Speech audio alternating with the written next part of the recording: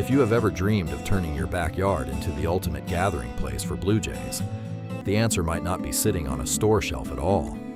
It might already be waiting in the soil beneath your feet. The internet is full of promises about miracle plants that supposedly attract birds overnight, claiming that once you plant the right thing, they will simply never leave. Today, we are going to look at what actually happens, biologically and ecologically, when you plant the right vegetation for blue jays, and why this single decision can change your backyard far more permanently than any feeder ever could. Blue jays are known for their vivid plumage, their complex social behavior, and above all, their remarkable memory and intelligence. But relying only on store-bought birdseed gives you a temporary visitor at best, a bird that swings by, grabs a quick meal, and moves on without ever truly settling into your space. To build a habitat that becomes genuinely irresistible over the long run, you have to understand the deep ecological relationship these corvids share with native plant life. The idea that they never leave once you plant the right thing actually comes from something very real. When you introduce the correct species into your yard, you are not just offering a snack. You are permanently shifting the ecological dynamics of that entire space. So let's talk about the plant that actually matters here, because it is probably not what most people expect. Forget exotic flowers or some mysterious flowering shrub marketed as a secret bird magnet. The single most powerful plant in the world for a blue jay is, in fact, a large tree, the oak, belonging to the genus Quercus, or alternatively, the hickory tree. This might sound almost disappointingly simple, but the relationship behind it is anything but simple. It is one of the most fascinating partnerships in the entire animal kingdom. Blue jays and oak trees share a coevolutionary relationship that stretches back thousands of years, and it centers almost entirely around acorns. Blue jays do not just eat acorns opportunistically when they happen to find them lying around. They actively seek them out, and more importantly, they have an almost obsessive habit of burying them for later use, a behavior scientists formally call caching. A single blue jay can cache several thousand acorns in a single autumn season, carrying them one or sometimes several at a time in a specialized pouch in its throat, called a gular pouch, then flying them anywhere from a few hundred feet to over a mile away, before burying each one individually in the ground. Here is where the story becomes genuinely remarkable, and honestly, where most people's understanding of this bird completely changes. Blue jays do not remember the location of every single acorn they bury. Some studies suggest they retrieve and consume only a portion of what they cache, while a significant number of those buried acorns are simply forgotten or never needed, especially during mild winters when other food sources remain available. Those forgotten acorns, sitting safely underground exactly where the jay buried them, often sprout the following spring. In fact, many ecologists and ornithologists credit blue jays as one of the primary natural reasons oak forests were able to spread and regenerate so successfully across eastern North America, following the retreat of glaciers thousands of years ago, since oak trees produce heavy acorns that cannot travel far on their own and rely almost entirely on animals like jays to carry them any meaningful distance. In a very real sense, every oak forest you have ever walked through likely exists, at least in part, because of generations of blue jays doing exactly what they have always done. Now, about that bold claim in the title, the idea that they will never leave. Let's be clear about what that actually means, because birds are wild, free-moving animals, and no single tree creates some kind of permanent cage around a wild creature. What actually happens is more accurate and, honestly, more impressive than the exaggerated version. Oak and hickory trees provide an extraordinarily reliable, high-quality natural food source, combined with dense, elevated canopy cover that makes excellent, safe nesting sites. When a blue jay finds a location that consistently meets both of these needs year after year, food security and nesting security, it does something remarkable. It begins to incorporate that location into its regular daily territory, and often, the same general family lineage of jays will continue using that same territory across multiple generations, since young jays frequently establish their own territories relatively close to where they were raised. Over years, this creates the powerful impression of a yard that the birds simply never abandon, not because they are physically trapped there, but because your space has become a permanent, valuable part of their world, something they return to again and again across their entire lifespan, which for a blue jay in the wild can stretch anywhere from 7 to 10 years or more.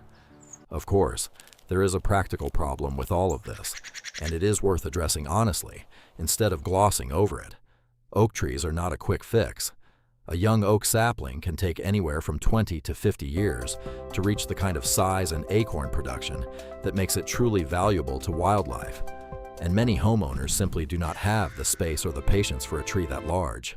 So if you are working with a smaller yard, or you want results that develop over a more realistic time frame, there are excellent alternative options that still align with real biology, rather than empty marketing promises. Native berry-producing shrubs are an outstanding choice here, particularly flowering dogwood and various native holly species. These shrubs grow considerably faster than oaks, often reaching a productive, berry-bearing size within just a handful of years, rather than decades, and they provide blue jays with a valuable secondary food source, especially heading into the colder months when insects become scarce and acorns may already be consumed or cached away.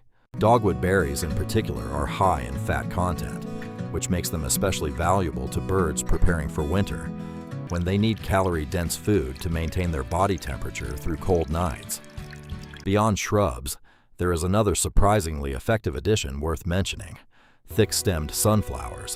While the seeds themselves are a known favorite among many backyard birds, the real value for blue jays during the spring nesting season actually comes from something different. The large insects these tall, sturdy sunflower stalks tend to attract. Blue jays are not strictly seed eaters. During breeding season, when they are raising chicks, their diet shifts dramatically toward protein, and they actively hunt caterpillars, beetles, and other insects to feed their rapidly growing young.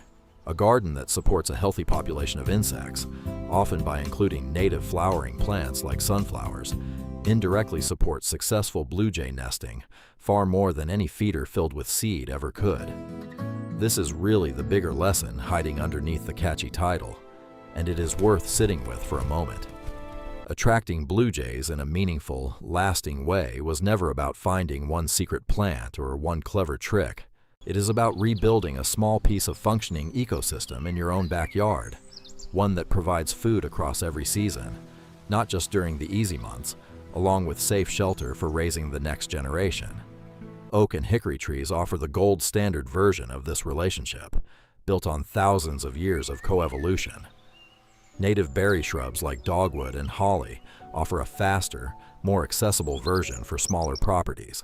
And insect-supporting plants like sunflowers round out the picture by supporting the part of a blue jay's diet that most people never even think about, the protein they desperately need while raising chicks.